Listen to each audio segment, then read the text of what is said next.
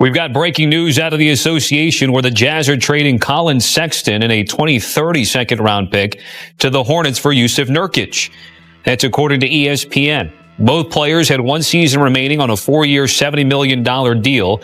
Sexton averaged just under 18.5 points last season for Sacramento, leaves one rebuild in Utah for another in Charlotte. Nurkic, meanwhile, coming off his lowest scoring and rebounding averages in nearly a decade. Let's bring in Sam Quinn to talk about this trade here. So, Sam, where does this sort of sit with you? How does it resonate with you about what we're learning today? Yeah, this is an interesting trade for Charlotte, right? They've been linked to a lot of the guards on the free agent market. Ty Jerome was a name that was getting thrown around. They clearly wanted to get another ball handler behind LaMelo Ball, and I think they've done very well here. Collin Sexton is a good player. He hasn't grown into the defender that we would have hoped when he got drafted, but he's gotten over a lot of the ball hog tendencies from his early years in Cleveland. He can shoot, he can get to the basket. He's a valuable player, right? I'm surprised that they could get him at this price because it was just a few months ago that Phoenix had to give up a first-round pick just to dump Jusuf Nurkic, right? Like, I'm surprised that they're not only are they making this swap, they're getting a draft pick to do this. So for Charlotte, this is a great trade. For Utah, I have some questions, right?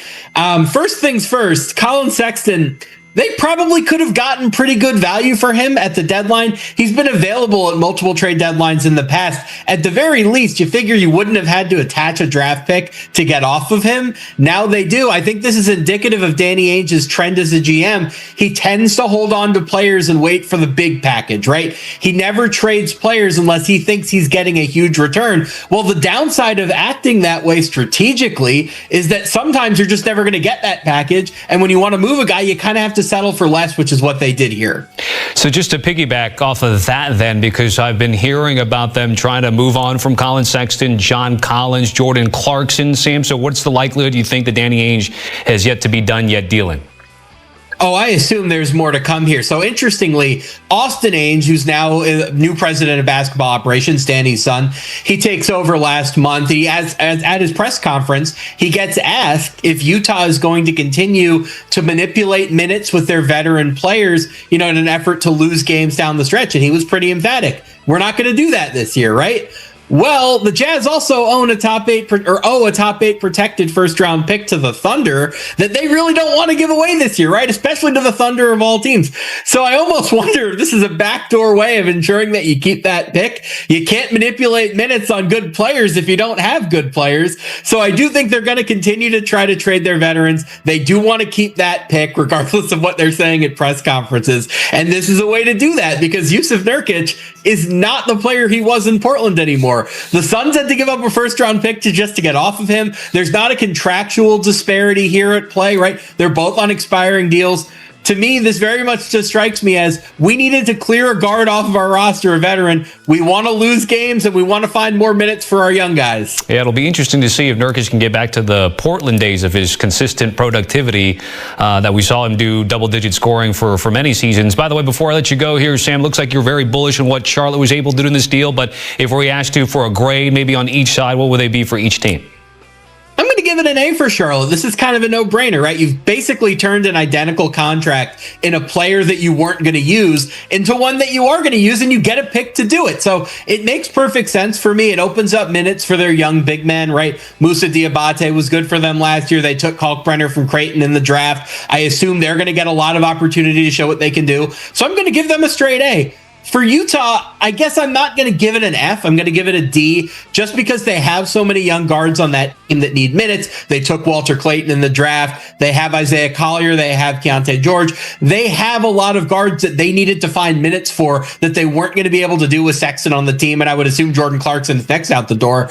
But to give up value just to get rid of the player, I'm almost compelled to ask, why wouldn't you just cut him, right? Are you really that bullish on Jusuf Nurkic after everything that you saw from him in Phoenix and Charlotte last year? I wouldn't be. So I'm confused why they're giving away the pick. This seems like a very strange trade for them. So I'm going to give them a D. Okay, an A and a D from Sam Quinn here with the trade between Utah and Charlotte. And in case you missed it again, the trade details. Interesting enough, all the stuff surrounding the Jazz was Ace Bailey this week. And yet all of the rumblings behind the scenes leads to a Sunday trade in the NBA. Breaking news from the NBA, LeBron James has picked up his player option that will pay him $52.6 million next season. That's according to ESPN. It's a widely expected move for the Lakers superstar, who will receive just below the maximum salary and retain the no-trade clause he negotiated last summer. This fall, LeBron is set to play his 8th season in LA and 23rd in the NBA, which would surpass Vince Carter for most all time. NBA host and analyst for CBS Sports, John Gonzalez, joining us now. Talk about a good day to be LeBron. These are the types of problems and decisions I want to be making in my life, but we'll leave that alone right now. John, what does this decision mean for not only LeBron, but for the near future for the Lakers? Yeah, it makes a lot of sense. I think we are always barreling towards this conclusion here, Mike, because as you mentioned, LeBron's going to be 41 in December. He has that $52.6 million player option. It allows him to retain his no trade clause. The other option was he could opt out and then they could sign him maybe to another 1-1. But from the Lakers' perspective, that made less sense. I mean, I'm sure LeBron probably wanted that. But from the Lakers' perspective, if you wait, LeBron's money comes off the books next offseason, and all of a sudden that's a nice chunk of change that you could allocate to more and younger resources as you try to build around Luka long term, because Luka's also extension eligible. And then if you also wait, then you open up that 2033 first round draft pick that you could package along with your 2031. Now they could still trade the 2031 before then, but as you're looking at this whole thing, taking a step back, seeing the 30,000 foot view, it just makes a lot of sense for the team to go, okay, we were the 3rd seed last year in the Western Conference. If we just keep our powder dry a little bit here, we bring LeBron back, obviously he opts in, but we don't do much else aside from like on the margins, and we wait to make 2026 our big offseason. Well, now you can make wholesale changes and really potentially rebuild this thing on the fly around Luka as LeBron ages out. Now, you mentioned the 30,000 foot view. As a fan, if I'm sitting here, I'm looking at LeBron James, 22, 23 years going into the league. You're talking about company with Vince Carter. It's good company to keep, obviously, but it's a longevity thing. How many more years do you think LeBron has left? I know it's a tough question because you still see him at this age perform at a high level.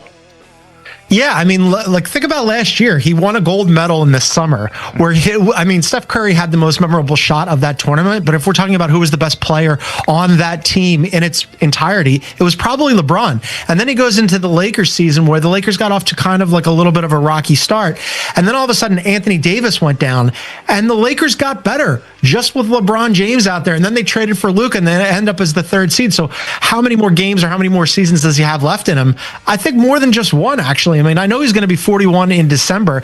And as you mentioned, he's going to break a tie with Vince Carter for the most seasons ever. He's also 50 games away from playing in the most games ever. That record is held by Robert Parrish, the former Celtics great. LeBron's going to take that over too. It wouldn't surprise me at all if LeBron plays another year after this. Now, whether or not it's with the Lakers, that's to be determined. I suspect if he stays with the Lakers, he's going to have to take a pretty significant pay cut. But the guy's done everything you could possibly ask. And to be 41 in December and to be playing at this level is just so remarkable. He's done so many things in his career that defy belief. So it would not surprise me at all if he had another year beyond this. He's made more than $500 million in his career already on the court, but I imagine he wouldn't mind another ring. Are the Lakers going to be enough to compete with OKC now in the West with this move?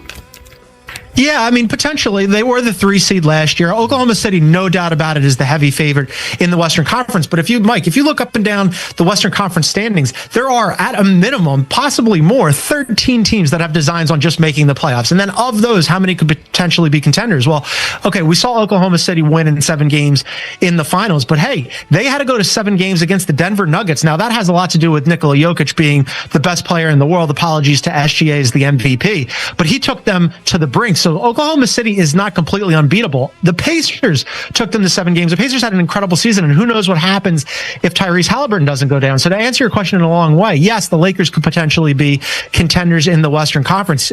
Again, LeBron is playing at a really high level. You get a full season of him and Luka now. They have a lot of moves to make still. Dorian Finney-Smith, he could potentially opt out. There's been some rumblings about whether or not he was going to stick around. Kind of surprising, to be honest with you, because I'm not sure that there's money for Dorian Finney-Smith to get a raise raise, a bump in salary. Also, they need a center, as everybody knows, right? They were running Jackson Hayes out there. They were starting him. And then once they got into the actual games, they'd yank him out and they'd go small ball center with LeBron and Dorian Finney-Smith. And of course, everybody can use shooters, including the Lakers. So still some moves to be made on the margins. But yeah, the Lakers are in the mix along with 6, 8, 10 other teams to potentially win the Western Conference. All right, John Gonzalez, this is a big domino to fall, but as we mentioned, an expected one. So we'll see what it means, in fact, for the Lakers moving forward. But thanks for your help here. Okay, let's take a look at some of the contract stuff for both LeBron James and Luka Doncic. LeBron opting in that $52.6 million player option, as ESPN reported for next season, would be an NBA record 23rd NBA season next year. Luka, meanwhile, $46 million coming his way, $49 million player option in 2026-2027. He's eligible to sign up for a 4-year extension for an estimated $229 million on August 2nd.